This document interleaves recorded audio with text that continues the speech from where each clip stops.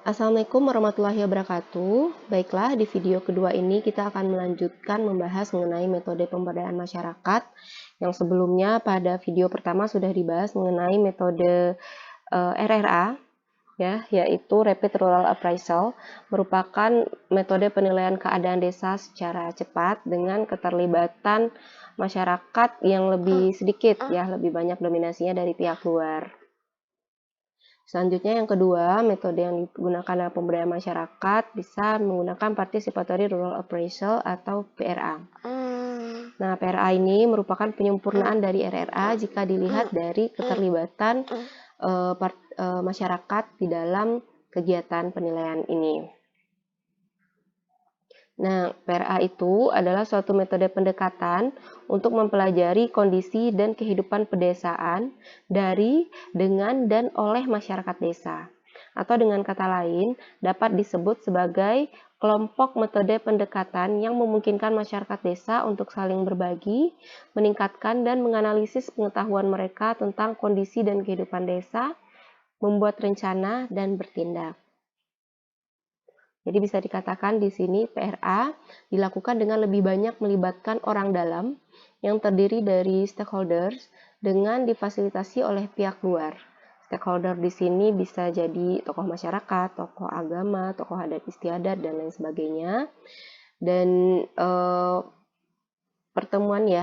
keterlibatan stakeholder ini difasilitasi oleh pihak luar yang berfungsi sebagai narasumber atau fasilitator. Jadi di sini levelnya sama, ya, bukan sebagai instruktur atau guru yang menggurui. Nah, konsepsi dasar pandangan PRA itu adalah pendekatan yang tekanannya pada keterlibatan masyarakat dalam keseluruhan kegiatan. Metode PRA itu bertujuan untuk menjadikan warga masyarakat sebagai peneliti, perencana, dan pelaksana program pembangunan dan bukan sekedar objek pembangunan. Nah, selanjutnya kegiatan-kegiatan pada PRA menurut beberapa literatur, yang pertama adalah pemetaan wilayah dan kegiatan yang terkait dengan topik penilaian keadaan. Jadi dipetakan wilayahnya sesuai dengan kebutuhan yang diinginkan.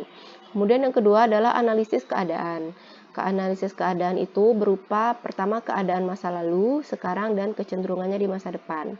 Kemudian identifikasi tentang perubahan-perubahan yang terjadi dan alasan-alasan atau penyebabnya. Kemudian yang ketiga, identifikasi akar masalah dan alternatif-alternatif pemecahan masalah. Selanjutnya, ketika alternatif sudah diidentifikasi, akan dilakukan analisis SWOT yang terdiri dari kekuatan, kelemahan, peluang, dan ancaman terhadap semua alternatif pemecahan masalah. Ketika analisis SWOT sudah selesai, barulah dilakukan pemilihan alternatif pemecahan masalah yang paling layak atau dapat diandalkan. Dapat diandalkan ini dari segi dapat dilaksanakan, efisien, dan diterima oleh sistem sosialnya. Nah, pemilihan alternatif ini dilihat dari aspek ini, ya, bisakah dilaksanakan, efisienkah sumber daya dari masyarakatnya, apakah mampu untuk melakukannya atau tidak. Nah, ketika semuanya sudah memenuhi kriteria, dipilih satu alternatif. Kemudian ketika alternatif tersebut sudah dipilih, barulah dilakukan merinci tentang stakeholders dan peran yang diharapkan dari para pihak. Jadi ada analisis stakeholdernya, serta jumlah dan sumber-sumber pembiayaan yang dapat diharapkan untuk melaksanakan program atau kegiatan yang akan diusulkan atau direkomendasikan. Oke, menurut referensi yang lain, langkah-langkah PRA yang pertama adalah penelusuran sejarah desa, yang kedua pembuatan bagan kecenderungan dan perubahan, yang ketiga penyusunan kalender musim dan profil perubahan, yang keempat analisis pola penggunaan waktu atau jadwal sehari-hari, misalnya sehari-hari masyarakat itu kerjaannya apa, ya, aktivitasnya apa. Kemudian observasi langsung terhadap dinamika sosial. Kemudian transek atau penelusuran desa dan membuat gambar lingkungan seperti pemetaan prasarana, bangunan, ruangan, sumber daya alam, dan lokasi. Selanjutnya pembuatan diagram kajian lembaga desa. kemudian pembuatan bagan alur input-output. Nah, inputnya itu seperti 5M, prosesnya seperti apa, outputnya apa nanti. Kemudian bagan hubungan antar pihak atau diagram Venn, ini seperti analisis stakeholder juga ya, apakah ada hubungan antar stakeholder itu ada yang mendukung, menolak, ya, dan lain sebagainya. Kemudian mengkaji mata pencarian masyarakat, karena mata pencarian masyarakat ini sangat berkaitan erat dengan action yang akan dilakukan nanti. Kemudian membuat matrik dan peringkat permasalahan yang dihadapi dan ditemukan masyarakat. Ketika masalah tersebut diperingkat, kemudian dilakukan wawancara semi terstruktur atau diskusi kelompok terarah dengan masyarakat, dan dibuat analisis pola keputusan. Nah, bisa juga dengan melakukan selanjutnya studi kasus atau cerita tentang kehidupan, peta mobilisasi masyarakat, kemudian pengurutan potensi atau kekayaan, dan terakhir adalah pengorganisasian masyarakat. Nah, dari sini alat-alat yang digunakan dalam metode PRA itu sebenarnya sama dengan yang digunakan dalam metode RRA. Ya, seperti ada wawancara mendalam, ada triangulasi, dan lain sebagainya. Tetapi berbedanya itu dalam tingkat partisipasi dari masyarakat desa dalam praktik di lapangan. Tidak seperti dalam RRA ya, masyarakat desa yang dilibatkan dalam PRA itu memainkan peranan yang lebih besar dalam pengumpulan informasi, analisis data, dan pengembangan intervensi seperti pada program-program pengembangan masyarakat yang didasarkan pada pengertian terhadap program secara keseluruhan. Nah, proses ini akan memberdayakan masyarakat dan memberikan kesempatan kepada mereka untuk melaksanakan kegiatan dalam memecahkan masalah mereka sendiri yang lebih baik dibanding dengan melalui intervensi dari luar. Nah, berikut tentang sekian tentang PRA. Selanjutnya kita melihat kepada metode pemberdayaan masyarakat yang ketiga, yaitu action research. Nah, ada beberapa ahli yang membagi metode pemberdayaan masyarakat menjadi dua, yaitu PRA dan RA. Ada juga yang membagi tiga, PRA, RA, dan action research. Nah, bedanya action research ini ketika ada keterlibatan masyarakat, di sini di action research ini masyarakat juga terlibat dalam proses pemberdayaan masyarakatnya, tapi di sini juga ada tahap ketiga, tahap selanjutnya, yaitu pengujian intervensi tersebut. Nah, itu di action research ada tahap pengujiannya di sini.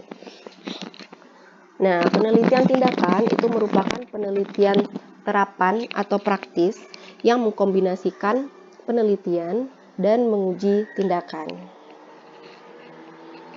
Nah, penelitian tindakan itu melakukan analisa dengan masyarakat. Ya, peneliti bertumpu pada kegiatan aksi refleksi akasi. Nah, penelitian tindakan adalah suatu proses penelitian yang sistematis dan bersifat siklus, dilakukan oleh komunitas internal organisasi daripada komunitas luar organisasi seperti para ahli. Tujuannya adalah untuk mengidentifikasi tindakan yang diyakini peneliti dapat meningkatkan kinerja organisasi. Nah, pemahaman terhadap realitas sosial ini kemudian melahirkan aksi-aksi pemecahan masalah menurut cara mereka. Nah, untuk lebih jelasnya mengenai action research ini bisa dilihat pada gambar berikut ya, gambar tingkatan atau level action research. Jadi action research ini ada 4 tindakannya dan ada beberapa tindakan yang cocok untuk dilakukan pada metode pemberdayaan masyarakat. Nah, yang pertama itu adalah penelitian tindakan level 1, yaitu meneliti tetapi tidak menguji tindakan yang disarankan, yakni adalah penelitian tindakan di mana peneliti melakukan penelitian untuk menemukan masalah dan potensi, dan selanjutnya menemukan tindakan untuk perbaikan. Hanya peneliti tidak menguji tindakan tersebut. Nah, peneliti hanya memberikan saran tindakan untuk perbaikan. Nah, ini belum sampai ke tahap action. Yang kedua, penelitian tindakan level 2 adalah penelitian tindakan di mana peneliti tidak melakukan penelitian untuk menemukan masalah dan potensi. Karena peneliti sebagai pelaku kerja, ya seperti halnya guru dengan kelasnya, maka guru melakukan refleksi apa yang menjadi masalah dan potensi. Berdasarkan atas refleksi masalah dan potensi tersebut, peneliti mempunyai rencana tindakan untuk memperbaikinya. Selanjutnya, rencana tindakan tersebut diuji dengan menggunakan beberapa siklus, sampai tindakan tersebut terbukti atau tidak terbukti secara konsisten dapat meningkatkan hasil yang diharapkan. Penelitian tindakan yang banyak dilakukan oleh guru, tenaga kesehatan, ya, penyuluh, kader, dan lain-lain adalah menggunakan level 2 ini.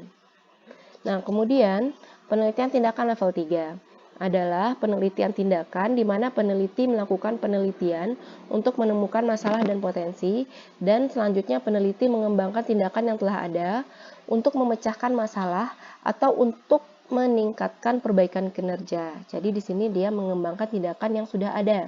Tindakan yang dikembangkan tersebut selanjutnya diuji dengan menggunakan beberapa siklus sampai tindakan tersebut terbukti atau tidak terbukti secara konsisten dapat meningkatkan hasil yang diharapkan.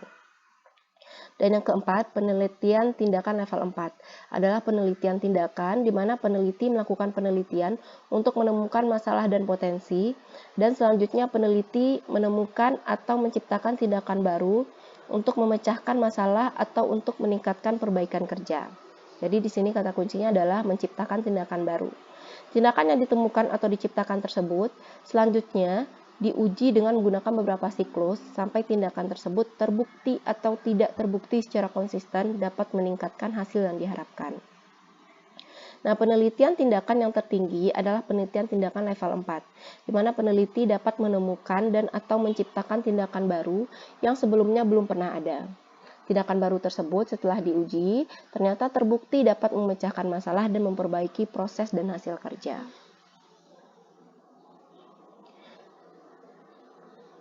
Nah, selanjutnya, faktor yang melatar belakangi dipilihnya pendekatan action research dalam pengembangan masyarakat.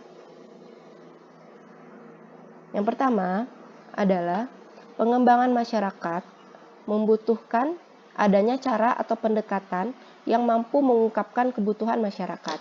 Kebutuhan masyarakat tidak cukup diprediksi dari luar.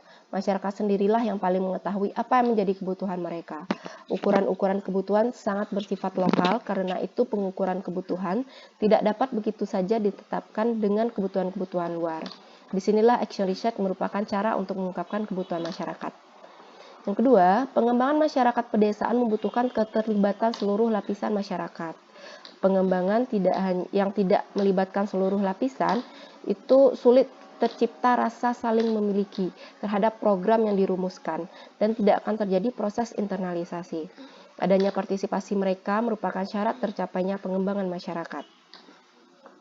Yang ketiga, dalam pengembangan masyarakat dibutuhkan adanya situasi yang demokratis dan partisipatif. Dalam situasi yang demokratis ini, memungkinkan semua masalah, kebutuhan, dan gagasan dapat berkembang. Action research sebagai pendekatan melibatkan seluruh lapisan masyarakat sehingga memungkinkan tumbuhnya situasi di atas. Selanjutnya yang keempat adalah perubahan masyarakat pedesaan tidak bisa dilepaskan dari nilai-nilai atau budaya lokal. Ada kalanya budaya lokal merupakan penghambat dari perubahan, namun juga kadang merupakan potensi. Dalam kerangka pengembangan masyarakat pedesaan, action research mampu menggali dan memanfaatkan budaya atau nilai-nilai lokal tersebut. Selanjutnya, action research adalah merupakan mekanisme penyadaran masyarakat dalam rangka membebaskan diri dari kungkungan sosio-psikologis dan kultural yang semula membelenggu. Selanjutnya, dalam rangka pengembangan masyarakat yang mandiri, dibutuhkan optimalisasi pemanfaatan sumber daya lokal, baik potensi alam, keterampilan, pengetahuan, dan pengalaman-pengalaman masyarakat. Di sini action research merupakan cara untuk menumbuhkan motivasi untuk mau menggali dan memanfaatkan sumber daya lokal secara mandiri. Oke, selanjutnya kita ambil kesimpulan, kelebihan dan kekurangan metode pemberdayaan masyarakat. Yang pertama yang RRA, ya, Rapid Rural Appraisal, itu kelebihannya efisiensi waktu dan biaya, namun kekurangannya tidak melibatkan masyarakat atau sangat sedikit. Kemudian PRA atau Participatory Rural Appraisal, kelebihannya melibatkan partisipasi masyarakat, namun kekurangannya memakan waktu dan biaya yang lebih banyak daripada RRA. Sementara action research itu kelebihannya pengujian efektivitas tindakan dan ada keterlibatan stakeholder dalam tindakan yang dilakukan. Sementara kekurangannya memakan waktu dan biaya yang lebih banyak daripada RRA dan PRA. Oke, sekian penjelasan mengenai metode pemberdayaan masyarakat. Terima kasih atas perhatiannya. Assalamualaikum warahmatullahi wabarakatuh.